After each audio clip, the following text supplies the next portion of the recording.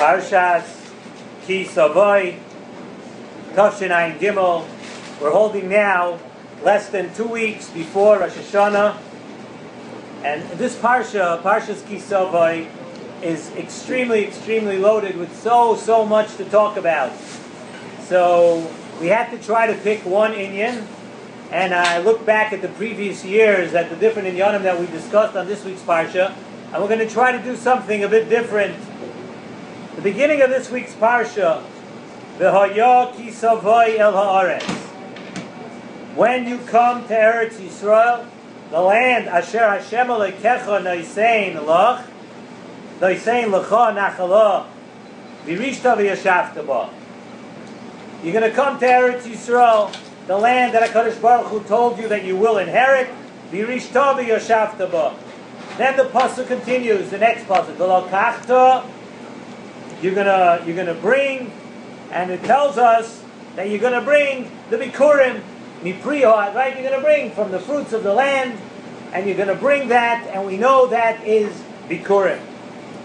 And there's an unbelievable chazal. Chazal tell us, and it's brought down all over. This Sifri is brought down by many chazal, and it says as following: Asay mitzvah ha'amura. Do this mitzvah of bikurim be'inyan shebischara tikanes la'aretz. The schar for this mitzvah's bikurim, do this mitzvah of bikurim shebischara tikanes la'aretz. The schar of bikurim will be that you will come and you will be able to go into Eretz Yisrael.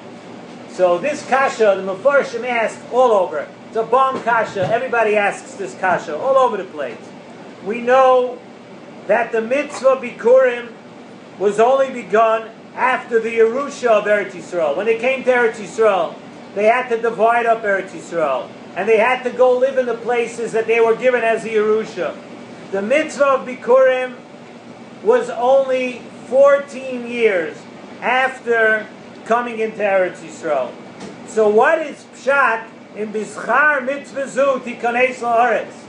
What in the world could it possibly mean that in the schar of doing the mitzvah bikurim you'll be zocheh to come into Eretz Yisrael? When bikurim was only brought, the first time they did bikurim was 14 years after they already had settled in Eretz Yisrael. And be'etzem in the Maimer itself, we could ask, what is so special, what is different about the mitzvah of bikurim, that the schar, we're told that the schar is shetikanes la'aretz. What that means we're going to explain. But why is bikurim different?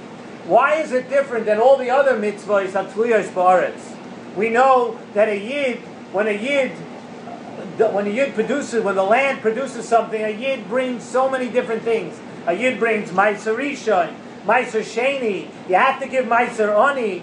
And over here, by bikurim and all those things, it was actually a shear. They had to bring a nice amount. And by bikurim we know that even a small amount, you bring your first fruit, even a small amount, you're yotzi yechiv of bikurim. So what is so special about the mitzvah of bikurim that we tell you, in that schus, you're going to be able to have Eretz Yisrael. You'll be able to enter Eretz Yisrael.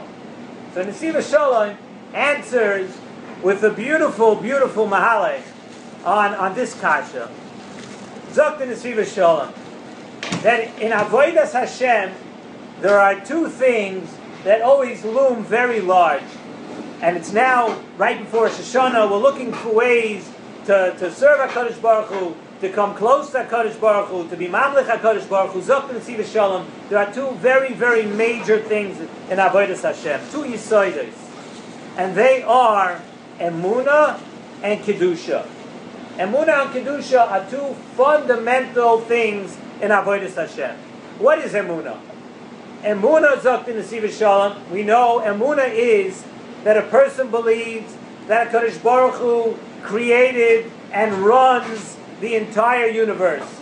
Right? Hu boirei, hu manhig, l'chol habruim. HaKadosh Baruch Hu created the world, and He runs the entire universe at all times. And that He alone, only HaKadosh Baruch Hu, does everything. And from there, what's a derivative of this statement? A derivative is that there's no such thing as koichi ve'oitzim yadi. That a person, there's no type of chachmas that will change anything that HaKadosh Baruch Hu wants to do. HaKadosh Baruch Hu created the world, and HaKadosh Baruch Hu continues to run every aspect of the world. That is emunah. A person has to believe that. What is kedusha? Kedusha, as we've said many times in the Siva Shalom, there are different ways to explain it, but kedusha is that a yid takes any desire or taiva that you may have, and you give that over to HaKadosh Baruch Hu. You use any taiva or any desire that you have, you're mekadesh that, you give that over to HaKadosh Baruch Hu. So listen to this beautiful thought. When Klal Yisrael was in the Midbar, this was all, Sai Emunah and Sai Kedusha was all very, very natural. Imagine, a person gets up in the morning, right? Their Emunah in the Midbar was on an extremely high level, right? You get up in the morning, you walk outside your door, and every day you walk outside and the mun was there. HaKadosh Baruch Hu provided you, wasn't there the night before. You come out in the morning, you want breakfast, right? It's all sitting right there. Everything is right there. You wanted something to drink, HaKadosh Baruch Hu, there was a be'er. You wanted water at any time you want. Fresh, beautiful spring water in the Midbar. So, essentially, it was really the people in front of their eyes. They saw Hashgacha Pratis every single minute. It was mamash right in front of them every single minute. And that was life in the Midbar. And Kedusha was also very accessible in the Midbar. Why? Because we know from the same thing. The mun, it's brought down that where does taiva come from? Taiva comes from the things that you eat. Okay, we've learned in Siva Shalom also how you eat it, what you do with it. But part of creating taivas in a person is the food that you eat. And we know it's brought down that the mun was special in the way that the mun